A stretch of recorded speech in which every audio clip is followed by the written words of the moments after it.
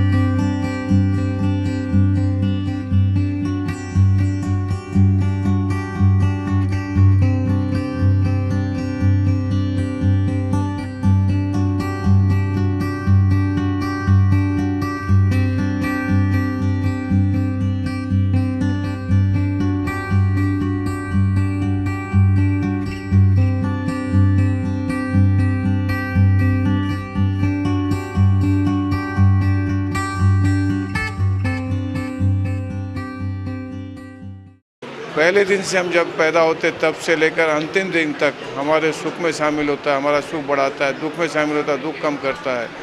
ऐसे हम जो 60 साल के ऊपर हो गए थे वो एक जगह बैठे हैं और उनमें से ये हुआ कि समाज का ऋण फेरना है तो कैसा फेरना चाहिए। तो उसमें हमने 2 सब्जेक्ट चुने हैं।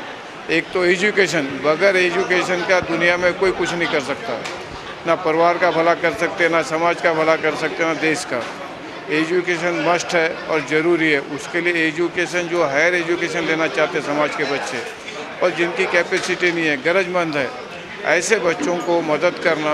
और जो समाज में अभी जो बीमारियां बाईपास है, किडनी का है, ऐसे जो प्रॉब्लम है, बड़ी बड़ी बीमारियां, आजकल इस पर इलाज पर बहुत पैसा खर्चा होता है, इस पर कोई दे नहीं सकता है, तो उनको मदद करना। इस ढंग से हमने शुरुआत की। 11-12 में हमने 30-32 लाख रुपये जमा किया और उस अमाउंट पर हर साल 2-2.5 लाख रुपए हम ये दोनों काम के लिए यूज करते हैं। उस हिसाब से आज का कार्यक्रम दिया गया। जो बच्चे 10वीं और 12वीं में पास हुए हैं उनका मान सम्मान किया गया। संत बाबा कुलवंत सिंह जी जो जत्थेदार है तखत साहब के, बाबा बलविंदर सिंह जी और प्रिंसिपल साहब मेन वक्ता थे। इन लोगों के हाजिरी में और सभी जो बच्चियाँ पास हुए उनका, उनके माता पिता जाइए और जो हमारे जनरल बॉडी के मेंबर्स हैं, डोनेटर्स हैं, उनकी हाजिरी में प्रोग्राम हुआ है। और इस वर्ष हमने और एक नया उपक्रम किया है कि जिन लोगों ने अपने परिवार का, समाज का, देश के लिए कुछ कहीं ना कहीं योगदान दिया है, आज से 50 साल, 60 साल, 90 साल, 80 साल के ऊपर के जो लोग थे, ऐसे 4 लोगों का इस सभा में सत्कार किया गया, उनको प्रमाण पत्र दिया गया, जिसके वजह से समाज में ये हुआ कि कहीं ना कहीं हम जो बुजुर्ग है उनका भी हम मान सम्मान करना चाहते हैं। एक समाज को मैसेज दिया।